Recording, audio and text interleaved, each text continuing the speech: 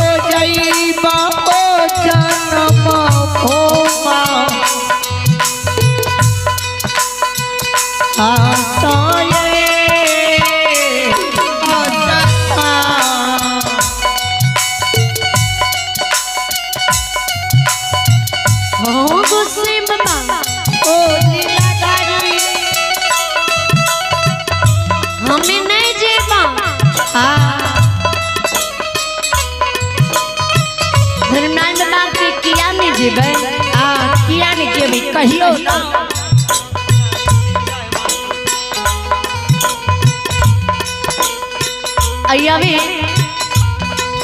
ऋषि है और हिमांशु भगवान के दरबार में शानदार 51 रुपए की दान दिए। श्रद्धालु को भगवान लंबी उम्र दी, बली बुरी विद्या की भंडार दी। जय हो दानी दाता की जय हो। ओ धर्मनारायण बाबा, तोरा बात के हमरा विश्वास नहीं होय छे। जी माँ जीवित होते अवला बिना पुरुष की होते, बान्हल गहबर अमर होते, रोपल सुगा वृक्ष द्वार पर हरिहर कंचन होते। हमें नहीं देबा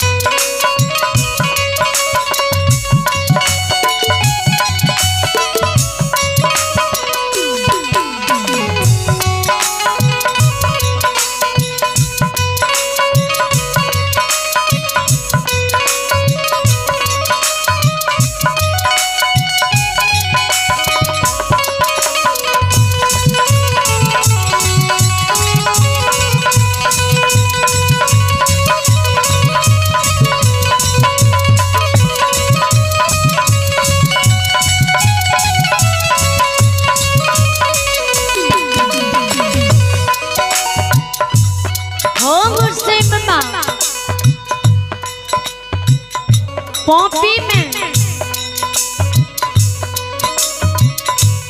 माँ मर गेल होते। हमें नहीं जीवा, हमरा विश्वास नहीं होय छे।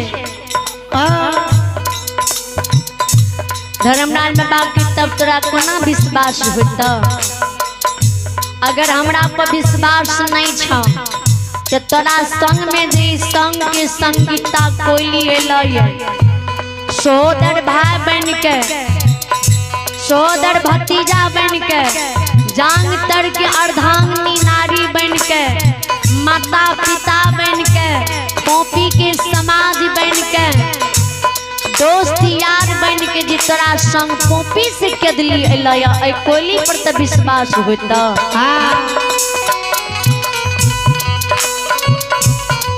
हम तोरा ज्योति बाबू हकीकत में भूल गेल रहिया, लेकिन आज तोरा केदली से ला जाए एलिया तैयार कोयली की पूर्ण प्रताप से एलिया। जब तोरा 12 बरस पुरला ने तो ई कोयली पॉपी नगरी में जा पॉपी की सुतल देवी देवता के जगल का।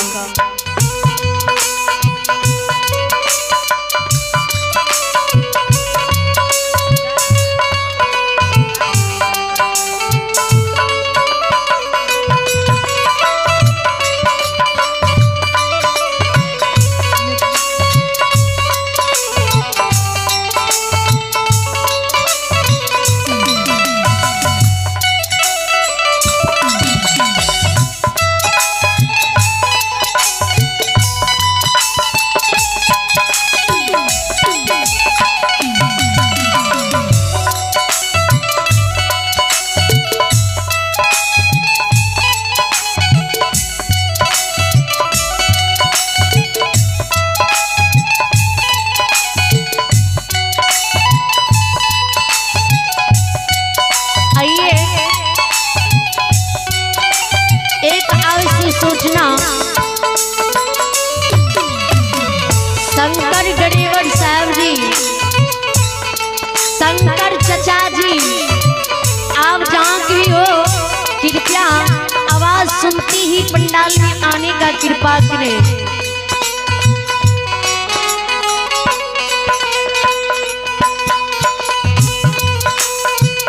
और गाड़ी सहित लेकर के यहाँ पे आने का कृपा करेंगे।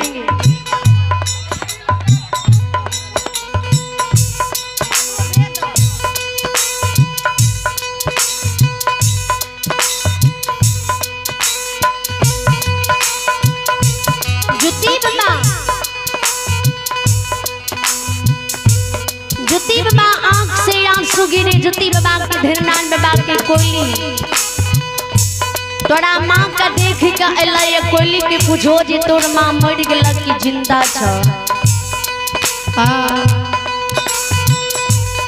शंकर चा आप जहाँ कभी हो कृपया जहाँ पे आप गाड़ी लगाए हुए हैं वहाँ पर से गाड़ी आप हटा दे।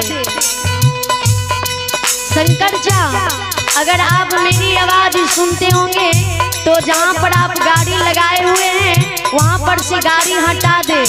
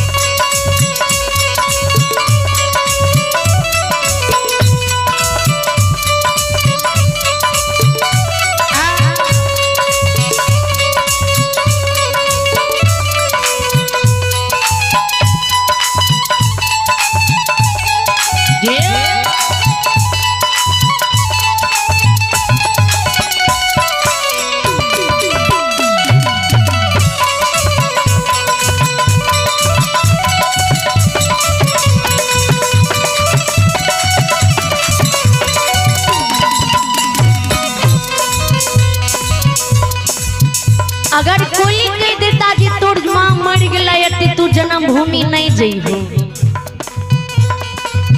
ज्योति बाबा के गे कोयली ई ठकबा गोसाई जी बोलैया हकीकत में तू पौपी नगरी गेलही है, लेकिन ए गोसाई के तरह कोयली तू झूठ नहीं बोली है, हमरा से छल नहीं करी है। जो छल करही ने त मुख से कोयली श्राप दे देबो, हमर श्राप पड़ जेतो, जड़ के कोयली भस्म भा जेबे। ज्योति बाबा बानी सुन के कोयली ज्योति बाबा के कहे गुरु बाबा जब तोरा 12 बरस पुरला ते बन के बन सब तो कल के गे कोयली तोरा गुरु के 12 बरस पुर गेलो। काल तोरा गुरु के 13 बरस चढ़ जेतो, जो 13 बरस चढ़ जेतो ती तोर गुरु बाबा के दिली बन में के दूली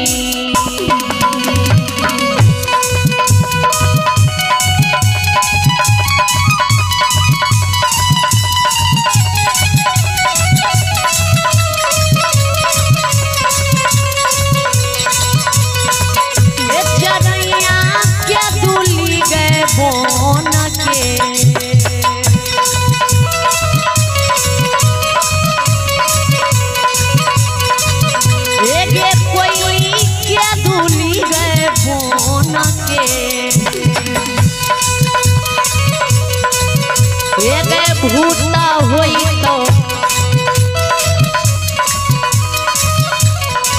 गुरु बाबा